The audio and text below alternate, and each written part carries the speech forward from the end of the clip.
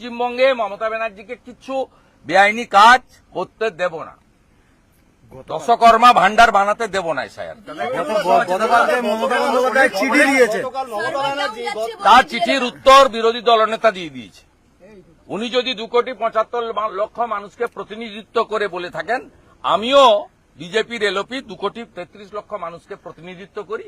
আমি তার উত্তর মমতা ব্যানার্জিকে দিয়ে দিয়েছি, ইলেকশন কমিশনকে, যে উনি 12টা স্টেট ইউনিয়ন টেরিটরিতে হচ্ছে, নন বিজেপি গভর্নমেন্টের করছে, কোথাও কোনো অ্যালিগেশন নেই।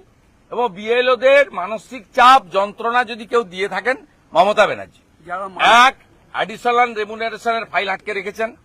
2, ডাটা এন্ট্রি, যেটা নিয়েই বিএলওরা বারবার বলছে টিভিতে যে ফর্ম দেওয়া জমা নেওয়াটা আমাদের কাছে হেডেক নয়, হেডেকটা হচ্ছে এন্ট্রি।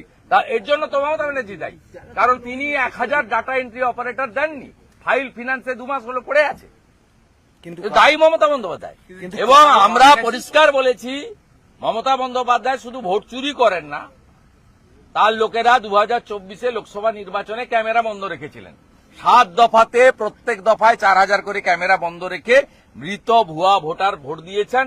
7 দফার সুযোগ নিয়ে মালদায় যে ভোট দিয়েছে, কোচবিহারে সে ভোট দিয়েছে, কোচবিহারে যে ভোট দিয়েছে, কলকাতায় সে ভোট দিয়েছে, সে আবার ডায়মন্ড হারবারে গিয়ে ভোট দিয়েছে।